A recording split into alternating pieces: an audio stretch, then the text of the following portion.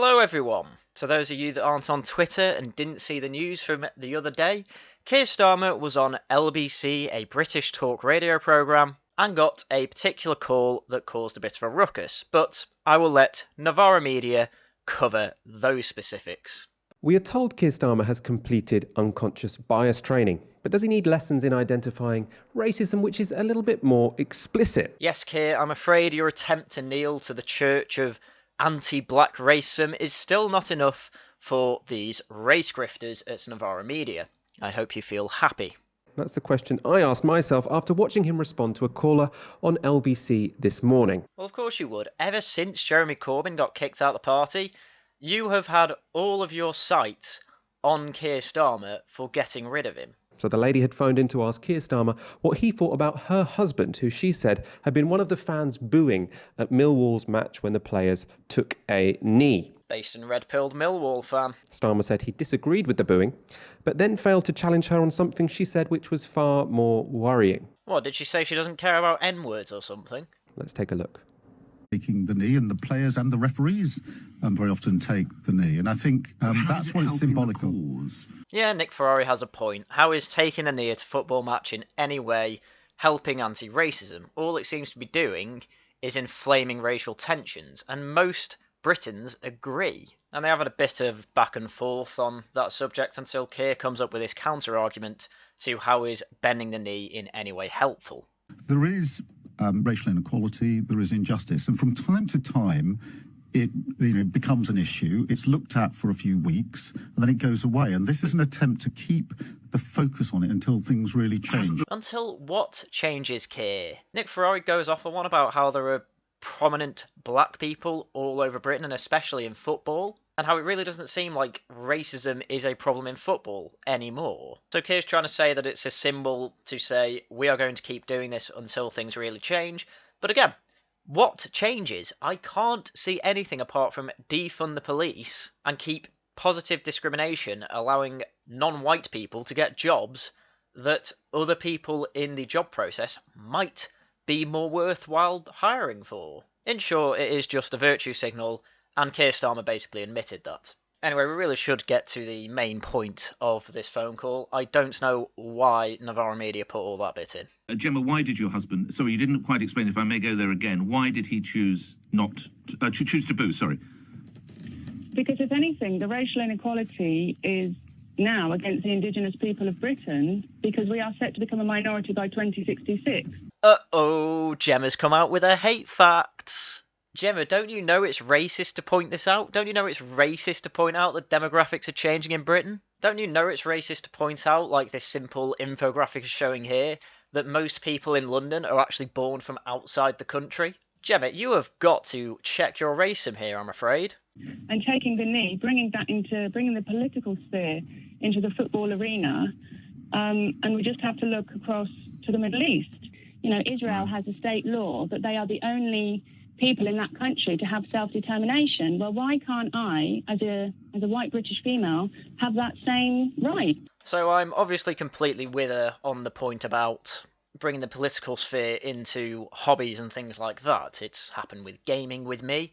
I can see it quite clearly happening with pretty much every sport. It seems to be every single thing on BT Sports or Sky Sports now has a rainbow flag or a Black Lives Matter banner somewhere on the screen at all times. Honestly, this is propaganda that will probably make George Orwell blush. And when it comes to her point on Israel having the right to self-determination, I think it's worth just quickly exploring that a bit. Because I see people bringing it up all the time, and I seem to get a different explanation of the law every time, so I'm just gonna go through it. So first we have the basic principles of the nation-state law that was brought in 2018. So the basic principles are A. The land of Israel is the historical homeland of the Jewish people in which the state of Israel was established. Fine.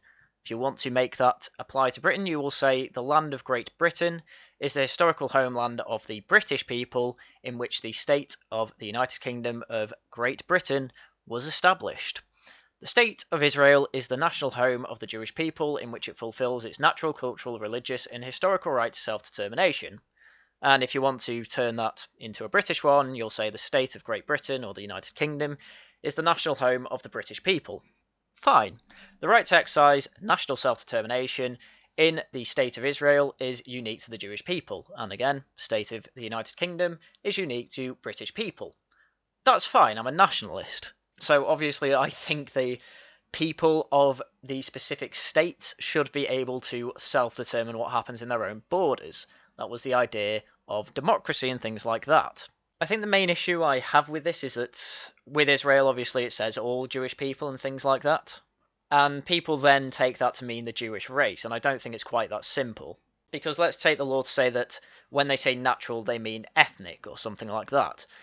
There's obviously a lot more to just their genetic makeup to become an Israeli citizen when it comes to this law.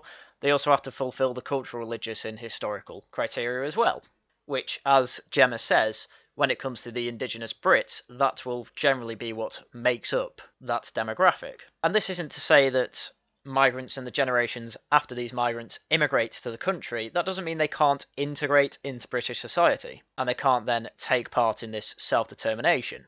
I'm not an ethnic nationalist, I am a civic one. But this is why I think it's good to have these conversations. I want to go through these laws and refine them in ways that I think will make them better. But next I want to quickly go through point 5 and 6 of this law as well. So 5, ingathering of exiles. The state will be open for Jewish immigration and the ingathering of exiles. So I guess if that were to translate to Britain, that would mean basically anyone who is... Well, this is the problem with Jewish identity. It's quite unique. Because if you were to say this is true for British people, that would mean anyone with Celtic DNA, plus if they are Anglican, they would be free to freely move into Britain, which I don't actually agree with. I don't think someone who is American, happens to be Anglican, and happens to have some sort of British ancestry deserves to just come straight into Britain. I think they should be treated the same as any other migrant who is coming into the country, who isn't the child of a first-generation expat. But also we've got this point 6 connection to the Jewish people. The state will strive to ensure the safety of the members of the Jewish people and of its citizens in trouble or in captivity due to the fact of their Jewishness or their citizenship. So the state will protect its people. I'm fine with that. I think that's what the state should be there for. Well, to protect their rights anyway. The state shall act with the diaspora to strengthen the affinity between the state and the members of the Jewish people. For those that don't know, a diaspora is a Jew in exile from the state of Israel, basically. So this basically means they will also extend the safety of the Jewish people within Israel to those Israeli people outside of Israel. And C, the state shall act to preserve the cultural, historical, and religious heritage of the Jewish people among the Jews in diaspora. So this is quite outward-looking for the state of Israel, I guess. Which personally, I think when it comes to expats, it should be up to the expats and their families who are still in Britain to try and keep, their Britishness alive, I suppose I'll put it. But I do generally agree with point 1. I do think the amount of people who can vote in the UK is probably a bit much. And the fact that Scotland want to extend it to immigrants straight away is obviously mental. And does go against this idea of self-determination. But anyway, you could say that this was quite a bit of a tangent to go on, but honestly, the amount that people bring up Israel, I just want to get it straight and clear what the state of Israel's laws actually says. And I think the main problem with it is understanding exactly what Israel means by, Jewish people who can actually become Israeli. Because I don't think it's as clear-cut as just ethnicity, but, well, there we go, and that's a whole different subject altogether. But I'm here to talk about Keir Starmer, so let's get back to that. Final point to you on this, Sarkar.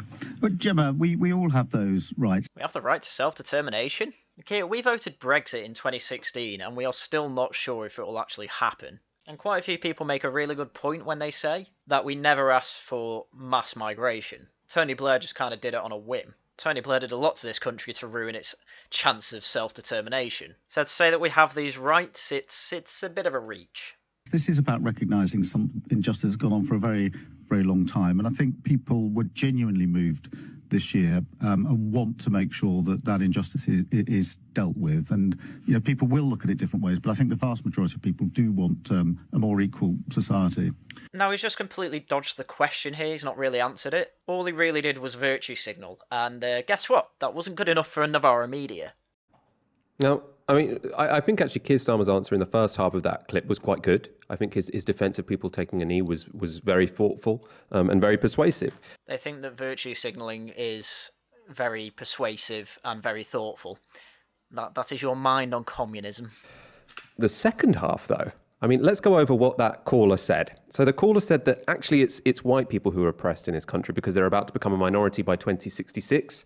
Projections from some demographer, now that's sort of become core to the Great Replacement theory. Some demographer being David Coleman. David Coleman, who was educated at St Benedict's School, Ealing and Oxford University, has over 90 papers published and 8 books, was joint editor of the European Journal of Population for 8 years. He was elected Council of the International Union for the Scientific Study of Population and is an advisor on Migrant Watch UK. So when they say some demographer, they are trying to downplay what he has to say, despite the fact that this man does have quite some authority on the issue. Now, don't get me wrong, I'm not saying just because he is an authority on the issue he is correct. However, when it comes to his freely available article on the subject, there is very little problems that people can actually find within the methodology. So that is to say that his projections may be somewhat accurate. Now that London is more than 50% non-white British, he might have a point. I'm sure Ash will talk about that in more detail in a moment. Oh, I think she's said more than enough on the issue. The white British population has decreased by 600,000, while the minority population has increased by 1.2 million. So, yes, lads, we're winning. What I want to focus on now, that the caller suggested we learn from the nation-state law in Israel and pass a law, which is basically saying let's pass a law guaranteeing self-determination for white Brits. Yeah, as I said before, I think it should be more a civic law than an ethnic law. I don't see why someone like Owen Jones should have more say than someone like David Curtin, given that Owen Jones wants the nation-state gone and David Curtin actually wants British culture. So she's saying, why don't white Brits have the same right to self-determine that Jews in Israel do? Jeez, I hope they don't say anything that will get my channel banned. And in response, Keir Starmer says, we all have those rights. No, we don't all have those rights. We don't all have the right to live in an ethno-state where our ethnicity is treated as privileged over others. I mean, it's essentially apartheid. Uh-oh, I think I find myself agreeing with Novara. Well, I do agree we don't have self-determination laws. As I said before, I think it should be more of a civic thing than an ethnic thing. So I'm here to respond to their arguments more than anything. And I don't even think that there should be a law for civic self-determination. I just think that they think Britain should be taken over by the rest of the world. Right? Now, obviously, I'm not saying that clip shows you that Keir Starmer supports apartheid. No, but you are going to heavily imply it. But I do think it is quite troubling that is essentially, I mean, that's how you can interpret his words. He didn't challenge that woman who said, let's have self-determination for white people in Britain like they have self-determination for Jews only in Israel. Again, as I said before, though, it's not really just an ethnic thing. It is also part of the cultural and historic criteria as well. That seems to also be involved when it comes to being an Israeli citizen. He sort of just brushed it off. Well, to be honest, like a lot of normies, he probably didn't know what the fuck she was talking about. Not everyone knows about these Israeli laws of self-determination. Even I had to look it up just for this video. So luckily you're going to come along and make an idiot out of yourself trying to respond to it. Ash, I want to bring you in on this. Keir Starmer, he has done unconscious bias training, but either he didn't recognise what I thought was quite blatant white supremacy there, or he felt that it wasn't appropriate to challenge it. I don't think Gemma was trying to be a white supremacist. I think she was trying to point out that when it comes to a lot of lobbying groups, especially in the Labour Party, they are a ridiculously good example. You will have Chinese Labour, you will have BAME Labour, you will have Muslim Labour, you will have all these special interest groups being part of Labour, and it all seems to have been also put into parts of Parliament, such as the Equalities Committee and things like that. Or I should say Women and Equalities Committee. And they all seem to be there to try and privilege and favour non-whites in the country. And someone like me thinks you should get rid of all that. Just treat everyone equally, under the law I mean. Stop mass migration for 2 reasons. 1, it's causing a hell of a lot of problems. And 2, people are quite clearly voting for it. I think those 2 things are basically all she wants at the most. I think the reason she points out demographics in the self-determination laws in Israel is because they're quite easy things to appeal to show that, hey, this might be a good idea for Britain. Let's base it off this. Okay, make it less about the Jewish identity and more about the British one. cut the demographic change, because quite clearly, if you look all over Britain, you are clearly seeing problems relating to changes in demographics, not because of the colour of their skin, but because when you do bring over 1 million people every 3 years into Britain and plop them in random towns around the north and London, they don't tend to integrate. And I know it's not very PC to say, but believe it or not, if you don't come from Britain, odds are you're not going to be fully aware of the British culture. And now we have problems where majority of people in these enclaves can't even speak English. They seem to live under completely different laws to Britain. And it appears that, especially with the recent grooming gangs report, clearly the government seems to wanting to be covering up these types of damages that are being done in Britain. Please, Novara, please respond to any of this. Well, he should really be getting a refund on that unconscious bias training, shouldn't he? If you can't pick up on really obvious white nationalist conspiracism when it's right in front of you. Again, the demographic change isn't a white supremacist conspiracy theory. The conspiracy theory part, I guess you could say, is that it is a conscious effort by international forces to subvert the British population. I don't really back that. I just think they opened up mass migration to try and push for the GDP not to drop. And I think they were too stupid not to realise that it would cause a load of problems. I'm happy with that explanation. Whether there was this evil intention behind it or not, doesn't really matter. Either way, it should bloody stop. I think what has happened here is that Keir Starmer was listening for what he knew to prepare for, which was the question on Millwall and booing and BLM and taking the knee. And it meant that he had just tuned out these. I mean, it's not even a racist dog whistle, right? It's an absolute honking white nationalist vuvuzela. Yeah, I think her assessment on Keir Starmer is actually pretty accurate. I don't think he was expecting to have to denounce demographic change or anything like that. He was there to talk about Millwall and the heroes in the stands who were booing the players kneeling. But again, they're not actually refuting anything here. All they're doing is saying, oh, this stuff about demographics change and Israel's self-determination laws, oh, they're just racist, honking conspiracy theories. This woman's a racist and shouldn't be listened to. Well, unfortunately, Ash, a lot of people are realising that their country's demographics are changing, and the data is showing that. Just wait for next year's census, Ash. That's all I can say. And what that indicates to me is a certain lack of racial literacy, is what I would call it. A lack of racial literacy from Keir Starmer. A lack of racial literacy. What the fuck does that even mean? We've seen this, a couple of times before when he, called Black Lives Matter a moment and not a movement.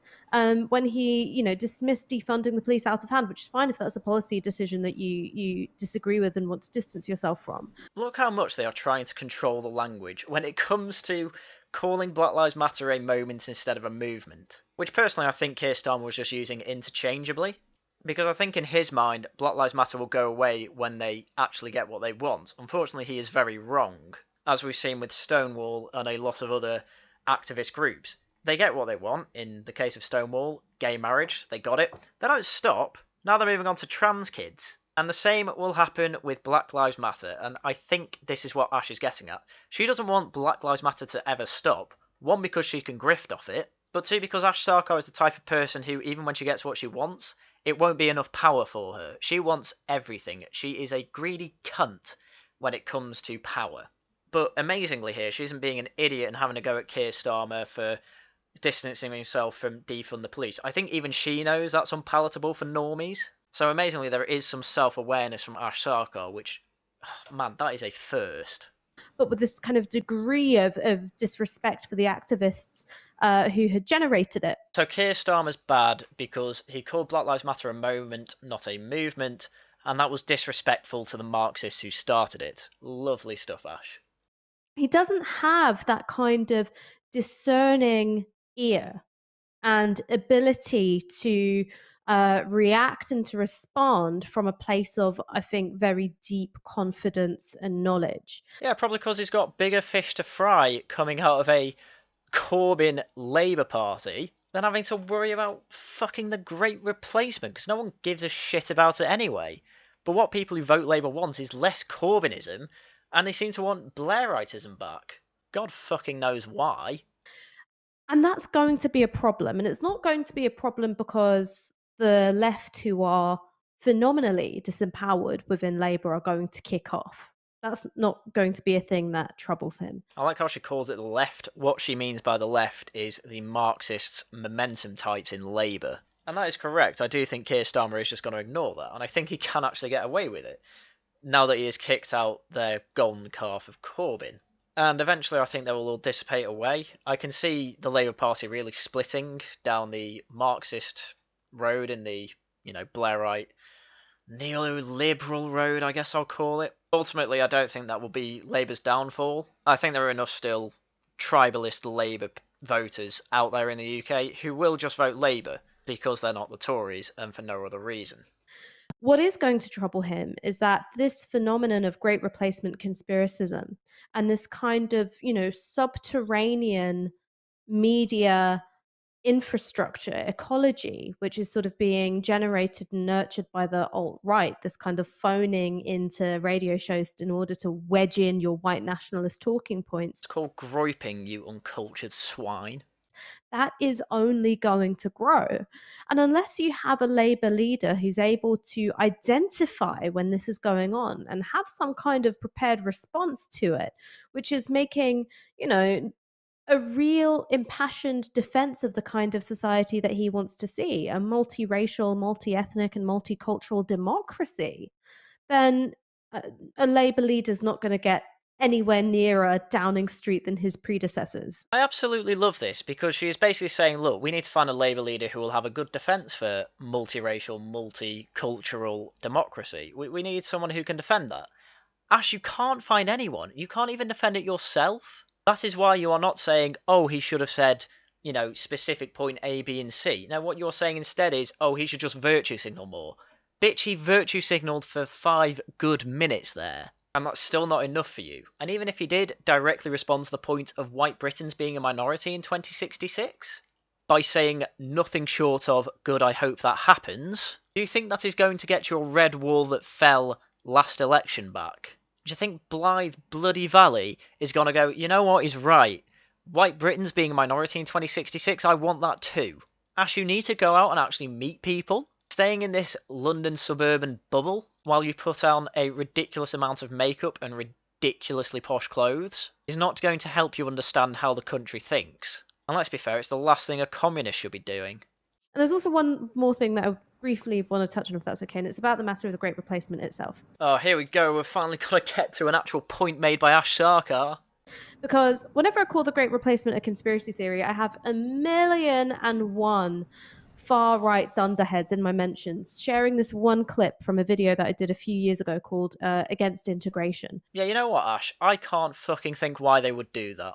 The white British population has decreased by 600,000, while the minority population has increased by 1.2 million. So, yes, lads, we're winning. And it's a 9-second clip in which I highlight some statistics which had been reported, I think, in the Daily Mail, indicating demographic change in London. And I go, all right, lads, we're winning.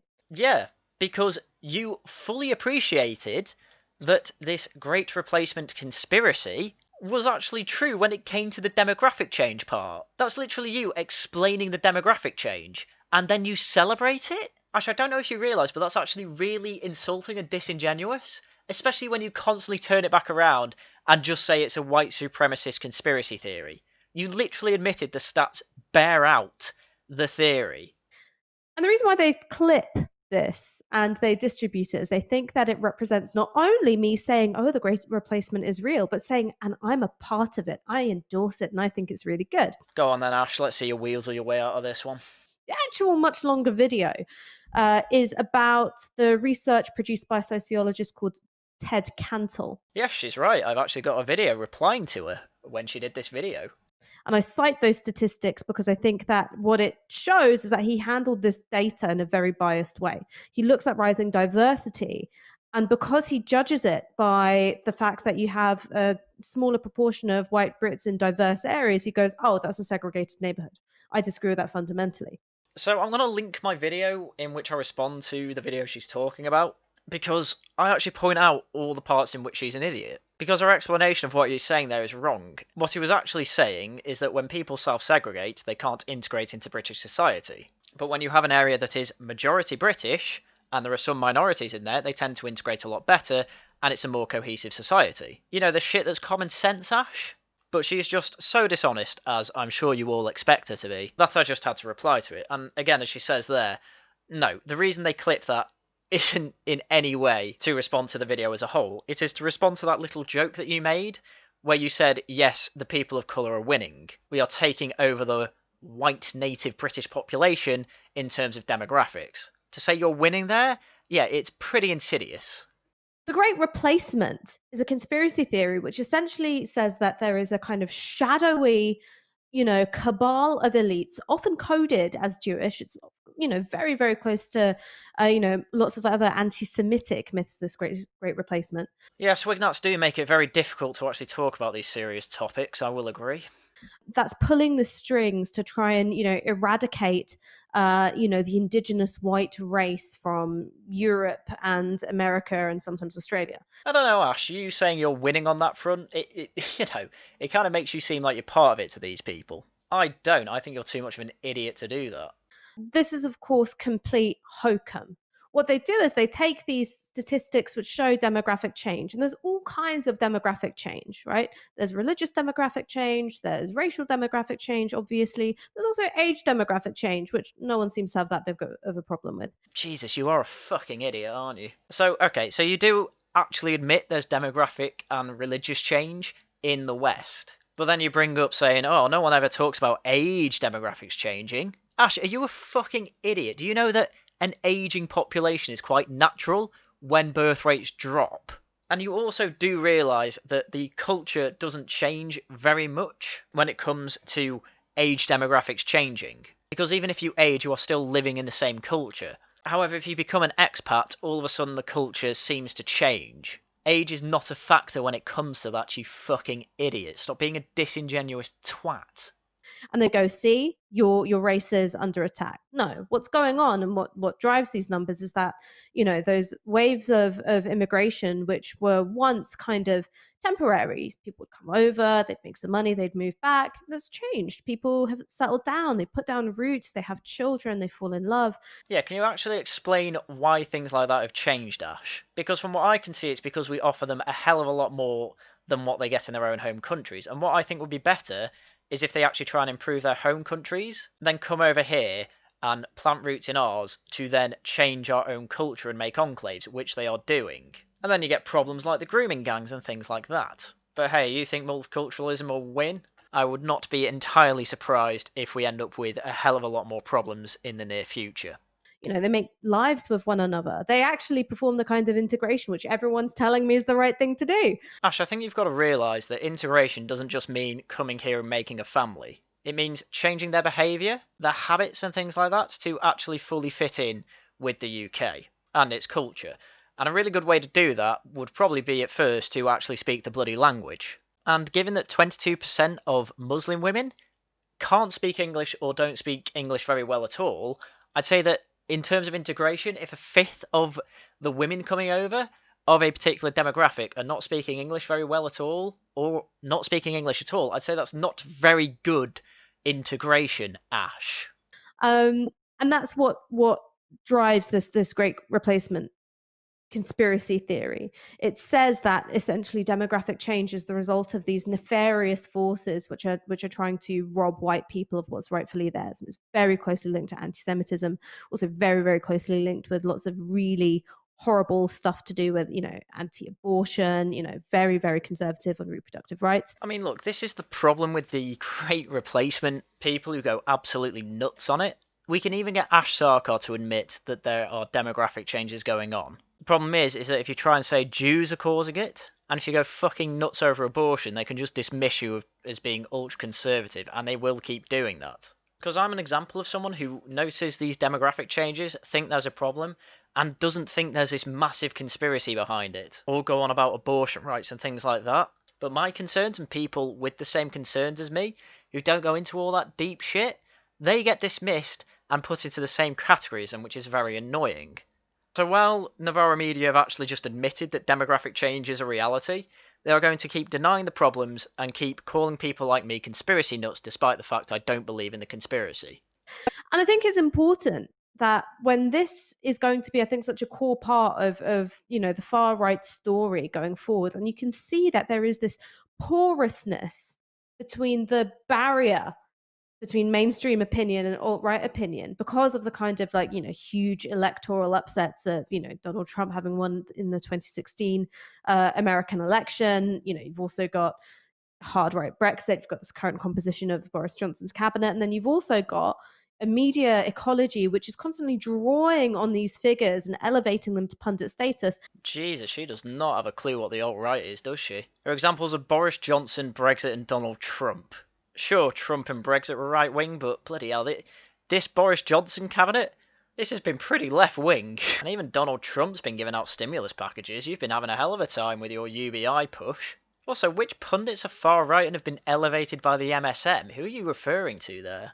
This is going to be something which is going to, I think, you'll hear about it more and more in our politics. Well, to be fair, Ash, that's mainly because there is absolutely no counter to this fact that demographics are changing, and it appears to be causing quite a few issues. So of course it's going to be quite a political issue, and you've got no answer to it. So the only answer, in fact, you have to it is to shout down anyone who brings it up as a conspiracy theorist, a white supremacist, or an anti-Semite, etc., etc. And amazingly, it might just work. And Keir Starmer, if he wants to, actually be a trusted figure on anti-racism. And I've got no doubt that that is something that he wants to do, if not always has the tools to be able to do, is going to have to work out a strategy for it. Because tuning it out, responding to the question that you wanted to hear rather than the comments that you did actually hear, simply isn't good enough. Ash, that has literally been working on this subject ever since Enoch Powell. That is the only response there has really been to this subject for close to 60 years. However, at this point, you know that the predictions that Enoch Powell made and that demographers are making these days are coming true. As Sargon of Akkad said, how many stabbings does it take to make a river of blood? Because there appears to be one hell of a correlation when it comes to these issues, and everyone seems to want to hide it. Anyway, the rest of the Novara media video, they just go through tweets and messages and things like that. It's not particularly entertaining. But if you want to watch the rest of it, as usual, link in description. But that's everything I had for you today. So, as usual, thank you very much for watching, and until next time, goodbye.